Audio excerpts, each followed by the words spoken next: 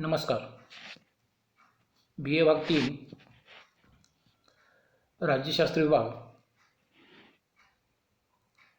BA भाग 3 मधील राज्यशास्त्र या विषयाच्या पेपर नंबर 11 पाश्चात्य राजकीय विचारवंत भाग 1 या पेपरमधील आपण दुसरे प्रकरण म्हणजे दुसरा विचारवंत अरिस्टॉटल हा विचारवंताचे विचार आपण पाहत आहोत. अरिस्टॉटल हा राज्यशास्त्राचा जनक असल्यामुळे राज्यशास्त्राच्या अभ्यासात अरिस्टॉटलच्या विचाराला अत्यंत महत्त्वपूर्ण स्थान आहे. इसवी सन पूर्व 384 ते 322 या काळात हा एक प्राचीन ग्रीक तत्ववेत्ता होऊन गेला. अरिस्टॉटलने त्याच्या गुरु प्लेटोप्रमाणे आदर्शवादी विचार मांडले नसून वास्तववादी विचार मांडलेले आहेत. अरिस्टॉटलच्या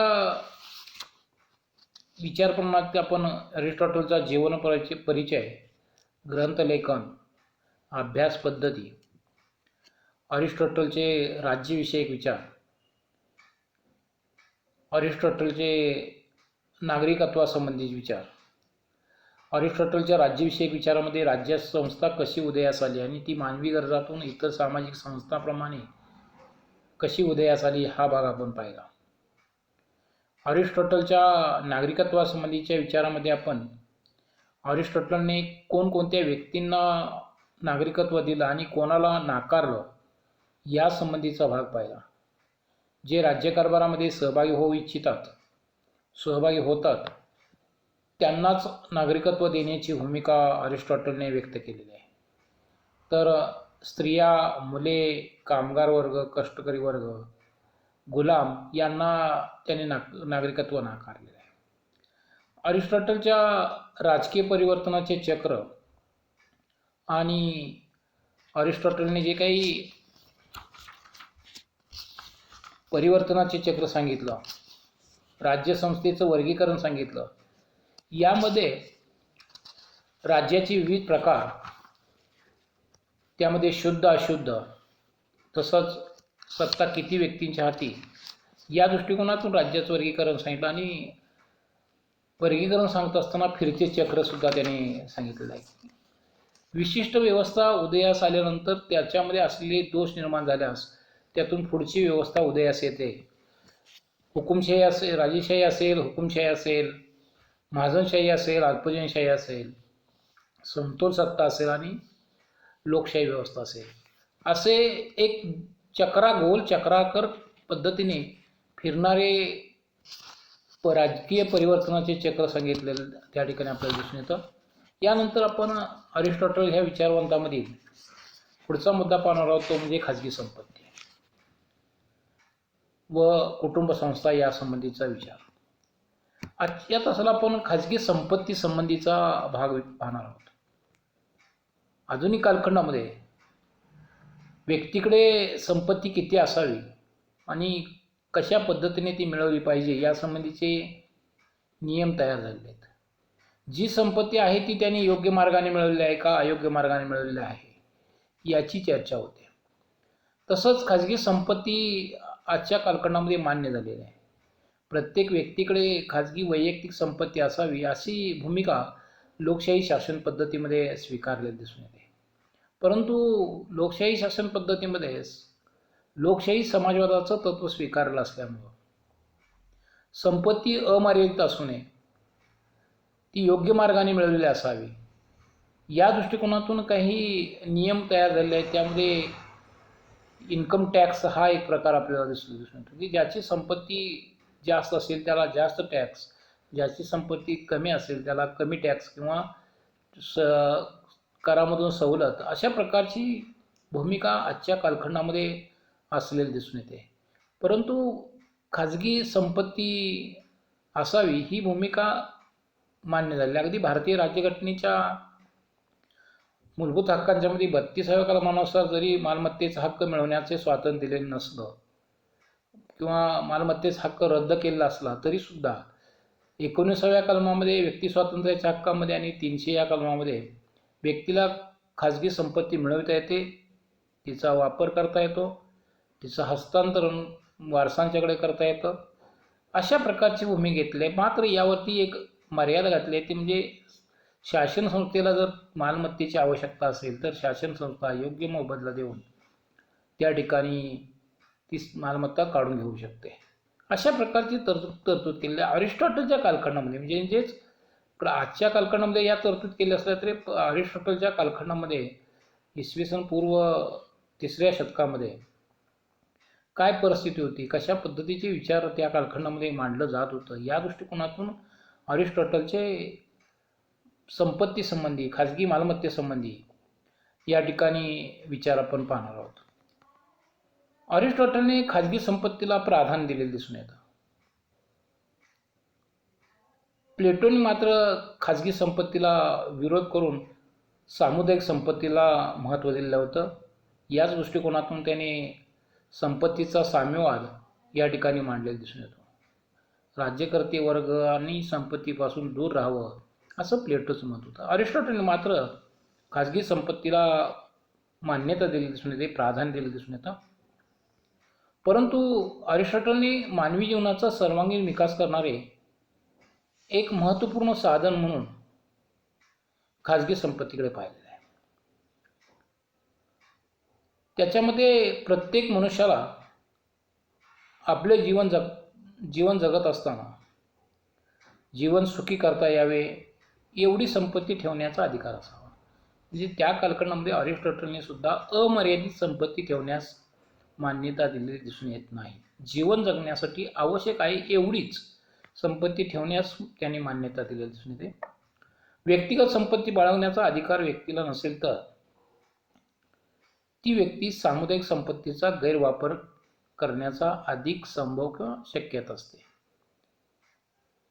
कारण समाजात काम कमी करणारे व वेतन जास्त मागणारे लोक अधिक असतात. त्यामुळे सामुदायिक संपत्तीचा विनियोग समाजहितासाठी होणे फार कठीण असते. अरिस्टॉटलच्या मते प्रत्येक व्यक्तीला खाजगी संपत्तीमुळे अधिक चांगल्या प्रकारे जीवन जगता येते. सामुदायिक संपत्तीच्या कल्पनेपेक्षा व्यक्तीला खाजगी संपत्तीची कल्पना अधिक हितवह आवश्यक वाटते. स्वतःचे घर, स्वतःची जमीन, स्वतःची जनावरे इत्यादी असण्यामध्ये व्यक्तीला एक प्रकारचा अभिमान वाटतो. ही वस्तू आमची आहे म्हणण्याऐवजी माझी आहे म्हणण्यात व्यक्तीला एक प्रकारचा आनंद मिळतो. व्यक्तिगत संपत्तीमुळे व्यक्तीचा शैक्षणिक, व्यावसायिक, आर्थिक, नैतिक विकास होतो. अशा रीतीने अरिस्टॉटलने खाजगी संपत्तीमुळे समाजात प्रत्येक व्यक्ती सुखी बनते आणि नंतर संपूर्ण समाज सुखी बनतो अशी अरिस्टॉटलची धारणा होती. अरिस्टॉटलच्या मते खाजगी संपत्तीचे 2 प्रकार असतात. पहिला प्रकार म्हणजे निर्जीव संपत्ती, घर, शेती, जमीन इत्यादी. सजीव संपत्ती म्हणजे गुलाम, पाळीव जनावरे इत्यादी. व्यक्तीला दोन्ही प्रकारची खाजगी संपत्ती आवश्यक असते. अन्न, वस्त्र, निवारा इत्यादी जीवनावश्यक गरजांची पूर्तता होण्यासाठी प्रत्येक व्यक्तीला मर्यादित स्वरूपाची खाजगी संपत्ती असावी लागते. परंतु राज्याच्या नियंत्रणाखाली प्रत्येकाला खाजगी संपत्तीचा अधिकार देण्यात यावा. अरिस्टॉटलने संपत्तीच्या वाटणीचे 3 प्रकार सांगितलेले आहेत. ते पुढीलप्रमाणे. पहिला प्रकार आहे जमिनीची वाटणी सर्व नागरिकात समान प्रमाणात करून तिचे उत्पन्न सामुदायिक उपभोगासाठी एकत्र ठेवणे. जे समान प्रमाणात जमिनीची वाटप करायचं आहे आणि तिचे उत्पन्न सामुदायिक उपभोगासाठी एकत्र ठेवायचं आहे, ही एक पहिली पद्धत आहे. दुसरी पद्धत जमिनीची मालकी सामुदायिक ठेवून तिच्यापासून येणारे उत्पन्न वैयक्तिक उपभोगासाठी नागरिकांना ते विभागून द्यायचं आहे. आणि तिसरी पद्धत जमिनीची मालकी सामुदायिक आणि तिच्यापासून येणारे उत्पन्नही सामुदायिक मालकीचे ठेवणे. अरिस्टॉटलच्या मते या 3 प्रकारापैकी पहिला प्रकार उत्तम आहे. संपत्तीची खाजगी मालकी पण तिचा उपभोग सामुदायिकरित्या घेणे. खाजगी संपत्तीपासून मिळणारे सामुदायिक उत्पन्न कल्याणासाठी वापरावे. अरिस्टॉटलला मालमत्तेची विषम वाटणी मान्य नव्हती. व्यक्तीला अधिक नैतिक बनवण्यासाठी खाजगी संपत्तीचा सामुदायिक पद्धतीने वापर करणे सुलभ होते. लोकसंख्या वाढत गेल्याने संपत्तीची वाटणी करणं हे अत्यंत कठीण स्वरूपाचे काम आहे. कारण खाजगी संपत्ती, जमीन तशीच असते, ती वाढत नसते, परंतु लोकसंख्या वाढत जाते. म्हणून लोकसंख्या वाढीवर मर्यादा घातली पाहिजे. संपत्तीची समान वाटणी ठेवून नागरिकांच्यामधील संघर्ष कमी करता येतो. अशा रीतीने अरिस्टॉटलने खाजगी संपत्तीचे महत्त्व ओळखून संपत्तीच्या समान वाटणीतून आणि सामुदायिक कल्याणाच्या भूमिकेतून खाजगी संपत्तीचा वापर सर्वांगीण विकासासाठी करून घ्यावा असे मत मांडलेले आहे. 2300 वर्षापूर्वी सामाजिक हिताच्या दृष्टिकोनातून खाजगी संपत्तीचे महत्त्व विषद करणारा वास्तववादी विचार म्हणून अरिस्टॉटलचे विचार वैशिष्ट्यपूर्ण वाटतात. अरिस्टॉटलच्या खाजगी संपत्तीच्या विचाराप्रमाणेच त्याचे कुटुंब संस्था संबंधीचे विचार व्यक्त केलेले आहेत. आधुनिक कालखंडामध्ये कुटुंब व्यवस्था ही एक सामाजिक व्यवस्था, महत्त्वपूर्ण व्यवस्था मानली जाते. किंवा इतर सामाजिक संस्थांच्या प्रमाणेच कुटुंब संस्था ही एक अत्यंत महत्त्वाची सामाजिक संस्था मानली जाते.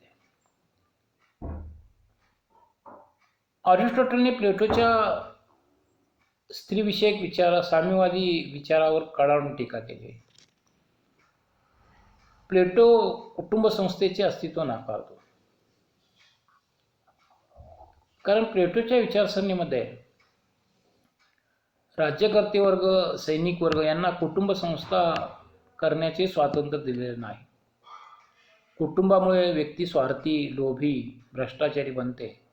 त्यामुळे राज्यकर्त्या वर्गाने आणि सैनिक वर्गाने कुटुंब संस्था करू नये अशा प्रकारची भूमिका प्लेटोने मांडली आहे. परिणामतः अरिस्टॉटलने या प्लेटोच्या विचारावरती टीका केलेली दिसून येते. प्लेटोने जरी कुटुंब संस्था नाकारली असली तर अरिस्टॉटलने कुटुंब संस्थेला राज्याचा पाया मानले आहे. राज्याची किंवा समाजाची छोटी प्रतिकृती म्हणजे कुटुंब होय, असे त्याचे मत होते. कुटुंबातच मनुष्याच्या दैनंदिन गरजा भागवल्या जातात. मानवाच्या समूह प्रवृत्तीपासून कुटुंब संस्था निर्माण झाली आहे. कुटुंबात राहिल्याने सहकार्य, सहानुभूती, स्नेह, ममता, त्याग, निष्ठा इत्यादी गुणांची वाढ होते.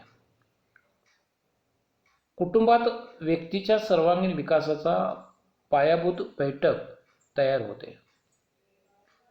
थोडक्यात व्यक्तीच्या सामाजिकरणाची प्रक्रिया कुटुंबात होते. कुटुंबातूनच राज्याचे भावी नागरिक तयार होत असतात.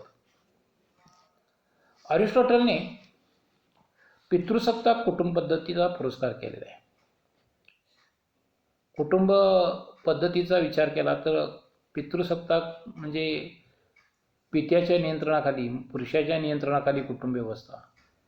मातृसत्ताक म्हणजे आईच्या, स्त्रीच्या नेतृत्वाखाली असणारी कुटुंब व्यवस्था.